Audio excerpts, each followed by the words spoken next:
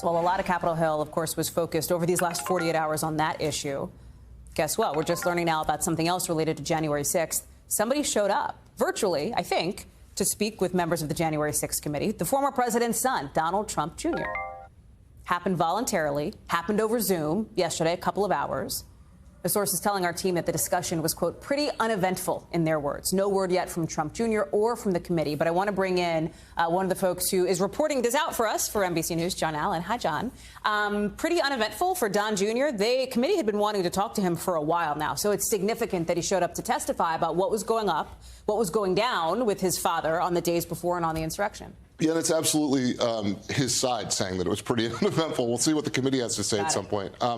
But yeah, the committee's been very eager to hear from him. Number one, because they know that he was communicating with Mark Meadows, then the White House chief of staff, trying to get then President Trump to stop the rioting. And they really want to know about that. Because this came out in this raft of text messages that was reported from former Chief Mark Meadows. Yeah, so there were all these text messages. We've seen some of them, and the ones from Donald Jr. basically said that he needs to go make an Oval Office address. He needs to stop these people. This has gone too far, is what he said. And so that's something the committee wanted to hear more about.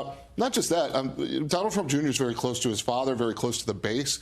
They want to know about what did he do in the days leading up to that Stop This Steal rally that ended up leading to the attack on the Capitol, and certainly what happened in the aftermath. How much are you reading into the fact that Don Jr. apparently has showed up now? And I say Don Jr. colloquially, Trump Jr., but people call him Don Jr., showed up without a subpoena because it was voluntary. He wasn't forced to do this legally.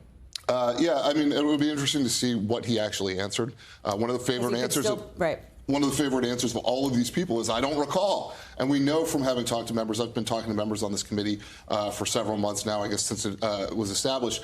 We're hearing that a lot from the members, that they get a lot of I don't recall. So he may not have had to answer all the things that they wanted him to answer. What do you think the most significant thing they were looking for from him was? I think they want the state of mind of then President Trump. I think they're trying to prove that the then president was enjoying what was going on. Interesting we didn't hear about it until 24 hours after it happened, no? Right, I know.